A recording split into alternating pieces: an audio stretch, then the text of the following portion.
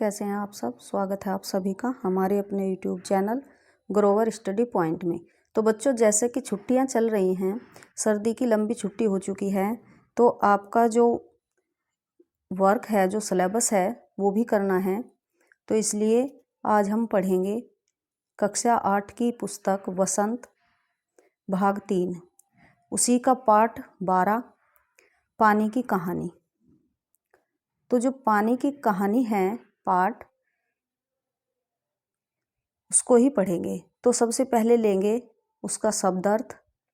शब्द अर्थ में आ जाएंगे। सबसे पहला शब्द है सांसत, यानी कि बड़ा कष्ट, और वर्णनातीत, जिसका वर्णन न किया जा सके। उत्सुकता, बेचैनी, विचित्र, अनोखा, प्रचंड, घनघोर या क्रोधपूर्ण।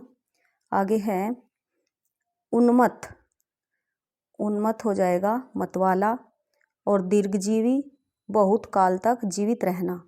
न्योता, बुलावा या आमंत्रण, और अस्तित्व, पहचान। ठीक है ना। तो ये तो हो जाएंगे इसके शब्द अर्थ। और शब्द अर्थ के बाद आ जाता है आपका, जो इसमें वेरी शॉर्ट क्वेश्चन होते हैं, अति लघु, वे कराते हैं चैप्टर से संबंधित वे प्रश्न। ठीक है। तो इसमें पहला प्रश्न आ जाएगा, ओस की बूंदें कैसे उत्पन्न हुई। इसका उत्तर हो जाएगा हाइड्रोजन और ऑक्सीजन से। दूसरा प्रश्न, हमारी पृथ्वी कैसे बनी। सूर्य का एक टुकड़ा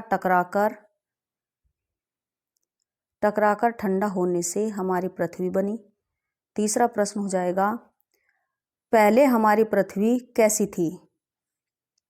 पहले हमारी पृथ्वी कैसी थी, तो एक बड़े आग के गोले के समान। आगे प्रश्न, ओस कितने दिनों तक सांसत भोगती रही। ओस कितने दिनों तक सांसत भोगती रही। लगभग 3 दिनों तक। ज्वालामुखी कैसे बनते हैं। तो इसमें इसका उत्तर हो जाएगा, पृथ्वी के फटने से उनमें धुआं, रेत पिघलते धातुएं तथा लपटें निकलते ही ज्वालामुखी बनते हैं। धातुएं जो निकलती हैं, उनसे निकलने से ही ज्वालामुखी बनते हैं। ब्रह्मांड में उथल पुथल होने से क्या हुआ। उसमें क्या हुआ, इसका उत्तर हो जाएगा, अनेक ग्रह और उपग्रह बन गए। ओस क्या टटोल रही थी। ओस कणों का हृदय टटोल रही थी। आगे हो जाएगा प्रश्न, ओस किस रूप में और कहाँ कहाँ फिर रही थी। तो इसका उत्तर हो जाएगा, भाप के रूप में पृथ्वी के चारों ओर घूम रही थी। आगे 9 प्रश्न है क्वेश्चन, जिस समय ओस के ऊपर सूर्य की किरणें पड़ती हैं तो क्या होता है। तो उस समय क्या होता है, सौंदर्य बिखर पड़ता है। ओस ने अपनी कहानी किसे सुनाई। तो ओस ने अपनी कहानी किसे सुनाई, लेखक को।